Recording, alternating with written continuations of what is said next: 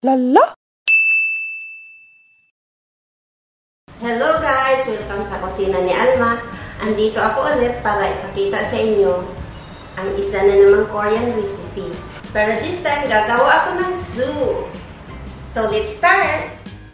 Okay, ito yung ating kakailanganing mga ingredients. Beef sirloin, 200 grams. Seaweeds. Garlic.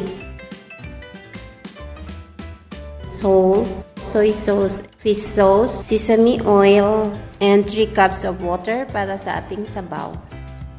Okay, first step, hiwain natin ang beef into small cubes. Then, minced garlic. Then, i-marinate na natin ang ating beef.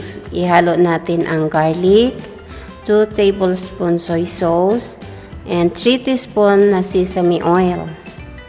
At ibabad muna natin ng sandali. At ito namang ating seaweeds, kailangan hugasan siya ng maraming pieces hanggang sa lumambot at saka pigain. So magpainit na tayo ng kaserola at lagyan natin ng 2 tablespoon na sesame oil. Igisa na natin ang ating beef ng mga around 3 minutes.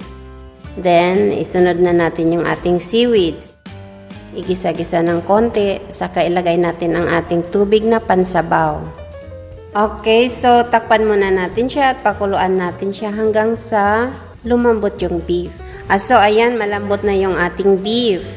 Pwede na natin ilagay ang timpla niya na konting salt lang, konting soy sauce, at konting fish sauce. So ito na, ready na tayo for plating.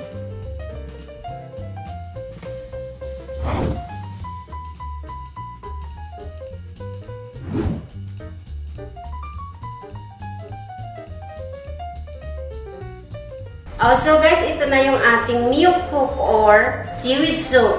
Kung gusto nyo mag-try ng kakaibang taste, subukan nyo to. At tiyak, magugustuhan nyo. At sa ayaw naman ng meat dyan, pwede nyo siya i-replace ng tahong o kaya ay halaan.